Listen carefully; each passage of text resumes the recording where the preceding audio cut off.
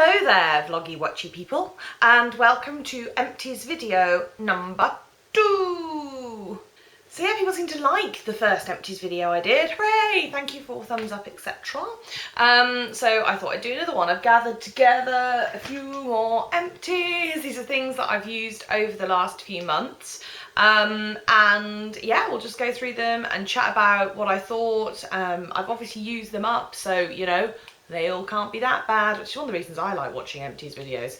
So with no further ado, here we go. So my first empty is Jo Malone, ooh, focus, there we go, Pomegranate Noir. Oh, how I adore this perfume. I know it's not the cheapest in the world, but I went on a personal shopping trip in Selfridges, Birmingham ages ago. I put it on the blog. I'll try and do one of those notey things so that you can see it.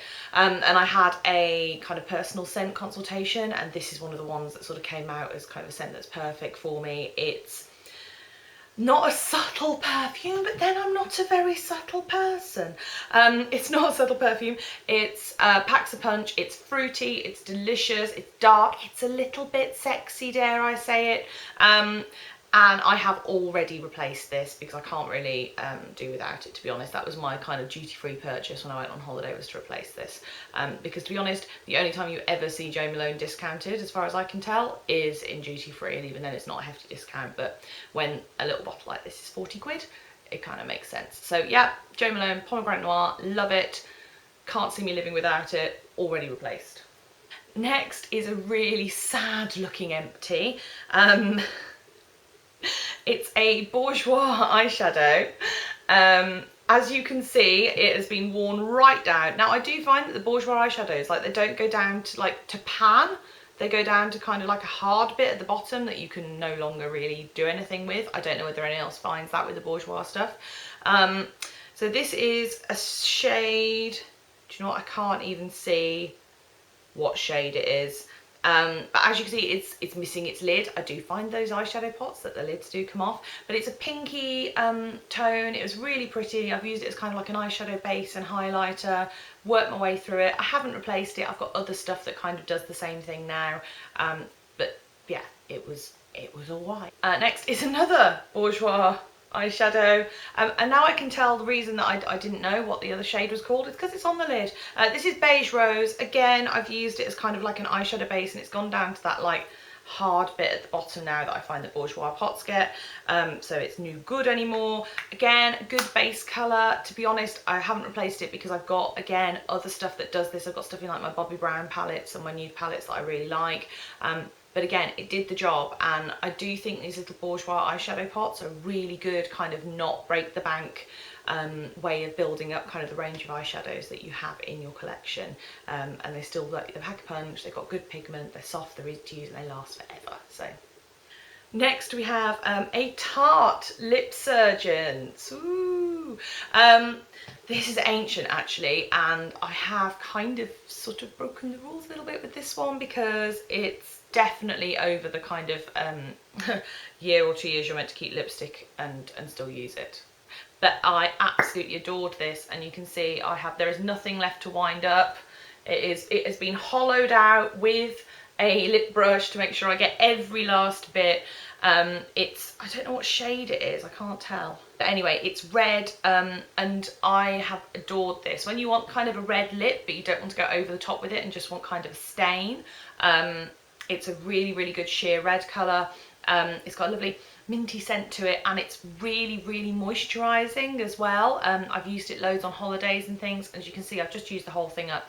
I do want to replace this. I fully meant to replace this last time I went to America, and I bought a different Lip Surgeons instead because I don't know, I got distracted and didn't replace this. But you can now get Tarte in the UK, I think, through kind of QVC and things like that. So I'm going to see if I can get a replacement for this, because I really am, even though I'm not wearing a lot of lip products at the moment still because of my dermatitis issues,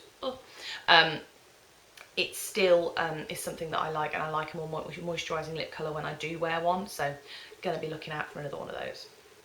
Next on my empties, I've got three Ole Henriksen? 3 Henriksen products that I have emptied. So the first one are the Clean Truth cleansing cloths.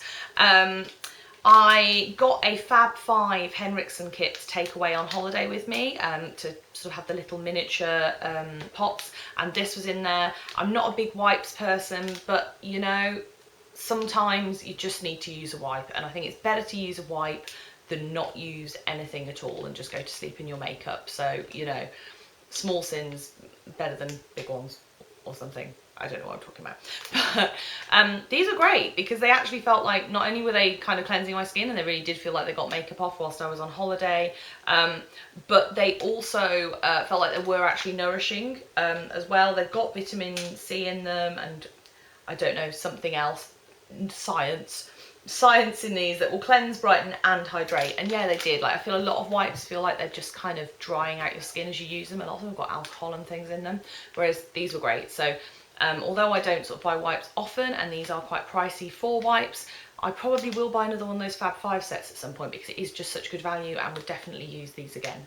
So the next of the Henriksen products that I've got are Pure Truth Youth Activating Oil and the Truth Cream Advanced Hydration, which is kind of a moisturiser and oil duo. The Pure Truth oil I absolutely adore. I've actually got a full review of these up on my blog from when I first got them.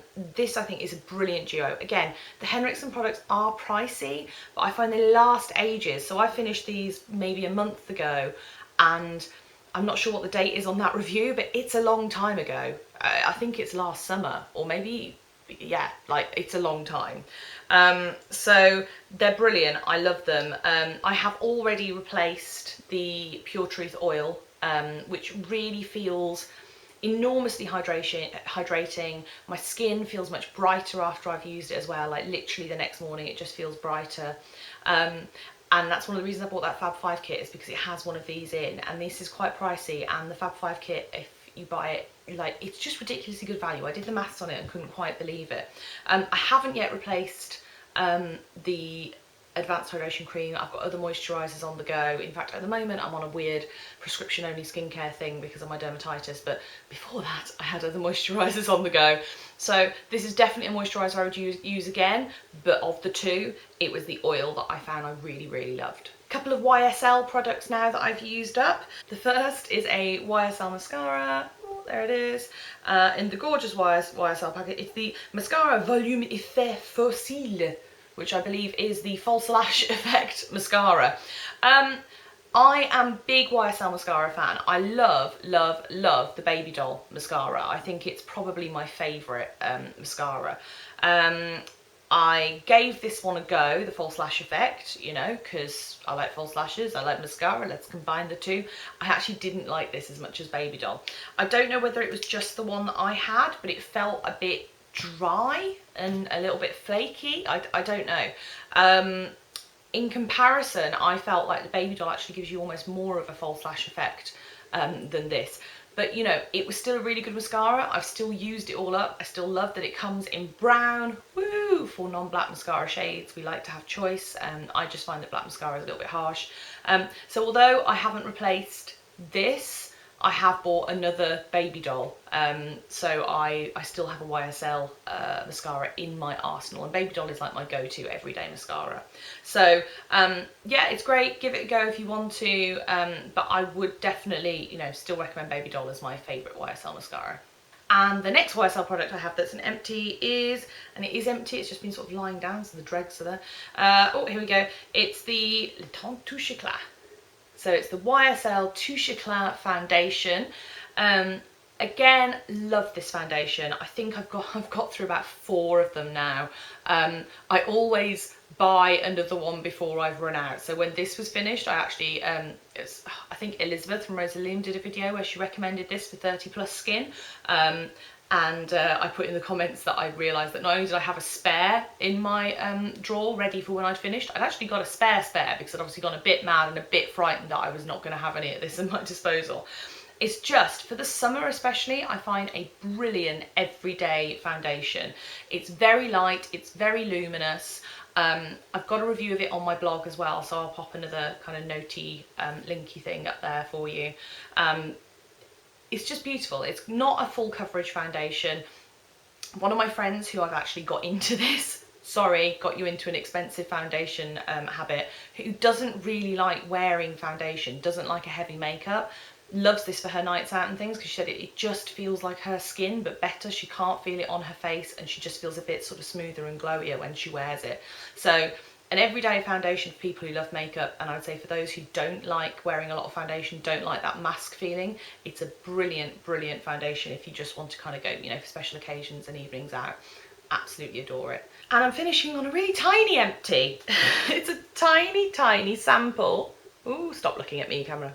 There you go. It's a tiny, tiny sample of the Clarins Huile Lotus, the lotus oil. I'm loving all the French products. Can you tell? I'm loving using my A-level French accent. It's my bestest French accent. Yeah, this I got given as a sample at a Selfridges event. I got given as a sample at Selfridges event a while ago, and I've been meaning to try it for ages because it's meant to be very good for kind of acne prone or spot prone skin. I know Caroline Hirons recommends it in kind of her like emergency spot treatment regime, you know, when you just break out and you need to sort it out. And I noticed an immediate difference in my skin using that oil. I haven't re-bought it yet because I've already re-bought the Henriksen one. I feel like they very much do different things. I would like to get this when I'm off my kind of prescription skincare only thing. I will be buying some of that. I've come close a couple of times anyway when it's been on offer and things. And I would use the Henriksen one when my skin is kind of behaving and I just want a boost of glowiness and hydration, and then I would use that when I was having a breakout, so kind of, you know, that time of the month, and you know, when just skin's misbehaving, I'd use that one instead. It's gorgeous, it smells lovely. If you don't like I really like strongly scented products, but if you don't like strongly scented products, it might not be for you. And also, I just don't think it's actually that expensive for a skin oil, like a really high-end one, especially if you compare it to the Henriksen one. I think it's a really, really good price. So there are my empties for this time. I'll be collecting together a few more. It might be a while until you get another empties video. As I mentioned, I'm on sort of a prescription only skincare thing at the moment, which is a bit annoying, but hopefully all my patch testing and stuff for my dermatitis will happen soon. If you follow my weekly vlogs, I will be updating you on that as it happens. Oh, so exciting.